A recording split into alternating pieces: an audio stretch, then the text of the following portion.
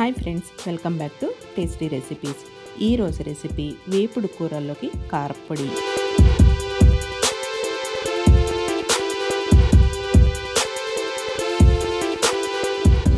దీనిలో మసాలాకు సంబంధించినవి ఏమీ ఉండవండి. ధనియాలు కానీ దాల్చిన చెక్క ఇలాంటివి ఏమీ ఉండవు.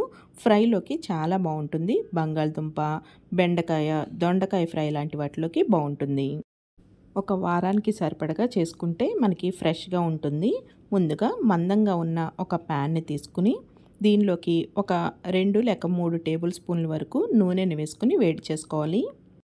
నూనె 1 టేబుల్ స్పూన్ వేసుకుని కూడా చేసుకోవచ్చండి. కొంచెం కమ్మగా ఉంటుందని నేను కొంచెం ఎక్కువగా వేశాను. నూనె కొంచెం వేడయిన తర్వాత దీనిలోకి 8 వరకు ఎండుమిరపకాయలు వేసుకోవాలి. 2 టేబుల్ స్పూన్లు తొక్క మినపప్పు.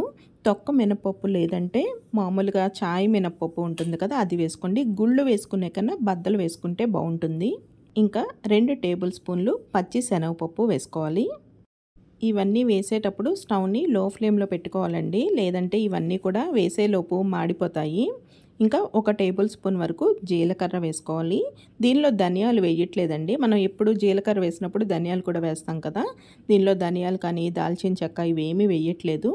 ఇప్పుడు గరిటతో కలుపుకుంటూ దోరగా వేయించుకోవాలి. వేపుళ్ళు మనం తయారు చేసుకున్న తర్వాత లాస్ట్లో ఈ పొడి వేసుకున్నాము అంటే కమ్మగా చాలా బాగుంటుందండి. దీనిలో వెల్లుల్లి కూడా వేయట్లేదు కాబట్టి మనకి ఆ ఘాటు అనేది ఉండకుండా కమ్మగా ఉంటుంది.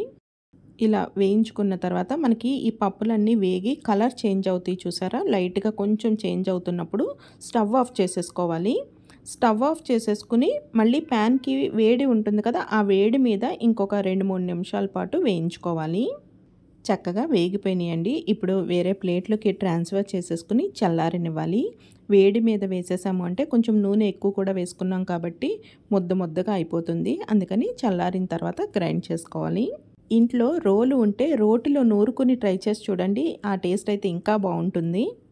నేను మిక్సీ జార్లోనే వేసి గ్రైండ్ చేస్తున్నానండి. ఇప్పుడు ఈ పప్పుని గ్రైండ్ చేసేసుకుని మనకి బరకగా వస్తుంది కదా, ఇప్పుడు దీనిలోకి సరిపడగా ఉప్పు వేసుకోవాలి.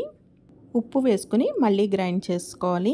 మనకి ఇది బరకగా ఉంటేనే బాగుంటుందండి, మరీ మెత్తటి పౌడర్ లాగా కాకుండా కొంచెం బరకగా ఉంటే ఈ పప్పులన్నీ కూడా మనకి ఈ ఫ్రైలో వేసుకుంటాం కాబట్టి ఆ పప్పులు కొంచెం కరకరలాడుతూ బాగుంటాయి, పంటికి తగులుతూ బాగుంటుంది. ఇలా రెడీ చేసుకున్న ఈ పొడిని వేరే ప్లేట్లోకి వేసుకుని చల్లారనివ్వాలి. చల్లారిన తర్వాత ఒక గాజు సీసాలో స్టోర్ చేసుకుంటే ఇప్పుడు ఫ్రై చేసుకుంటే అప్పుడు లాస్ట్లో 1 స్పూన్ వేసేసుకుంటే మనకి కమ్మగా ఫ్రై అనేది బాగుంటుంది. ఈ పొడి 2 నెలలు 3 నెలల వరకు కూడా నిలవ అయితే ఉంటుందండి. కానీ ఫ్రెష్నెస్ కావాలి అనుకుంటే కొంచెంగా చేసుకుని ఒక వారానికి సరిపడగా చేసుకుని అప్పటికప్పుడు వేసుకుంటే బాగుంటుంది. మరి ఈ రెసిపీ మీకు నచ్చినట్టయితే ఫ్రెండ్స్కి ఫ్యామిలీ మెంబర్స్కి షేర్ చేసి ఫుడ్ ట్రీ ఛానల్ని సబ్స్క్రైబ్ చేసుకోవడం మర్చిపోకండి.